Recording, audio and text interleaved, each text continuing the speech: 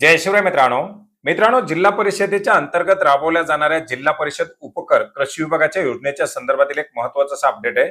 मित्रांनो, प्रत्येक जिल्ह्यामध्ये जिल्हा परिषदेच्या माध्यमातून शेतकऱ्यांसाठी विविध विभागांसाठी योजना राबवल्या जातात, ज्याच्याबद्दल आपण वेळोवेळी माहिती घेण्याचा प्रयत्न करत आहोत. आणि आज सुद्धा जालना जिल्हा परिषदेच्या अर्जाच्या संदर्भातील माहिती घेण्याचा प्रयत्न करणार आहोत.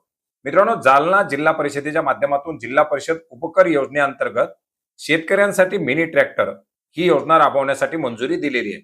मिनी ट्रॅक्टर असेल किंवा मनुष्यचलित टोकन यंत्र असेल किंवा ट्रॅक्टरची जी काही यंत्र अवजार आहेत, ज्याच्यामध्ये स्ट्रॉ चॉपर, श्रेडर, मल्चर अशा प्रकारचे अवजार किंवा रोटावेटर या बाबींकरता अनुदान दिलं जाणार आहे. ज्याच्यामध्ये 20 PTO HP ट्रॅक्टरसाठी 40% पर्यंत जास्तीत जास्त 1,25,000 मर्यादेमध्ये अनुदान दिलं जाणार आहे. याच्यानंतर रोटावेटरसाठी 36,800 रुपयाच्या मर्यादेमध्ये अनुदान दिलं जाणार आहे. तर जे काही मनुष्यचलित टोकन यंत्र असेल याला 50% किंवा जास्तीत जास्त 8,000 रुपयापर्यंत अनुदान दिलं जाणार आहे. तर straw chopper, shredder, mulcher mounted यांना किमतीच्या 40% किंवा जास्तीत जास्त 58,000 रुपयापर्यंत अनुदान दिलं जाणार आहे.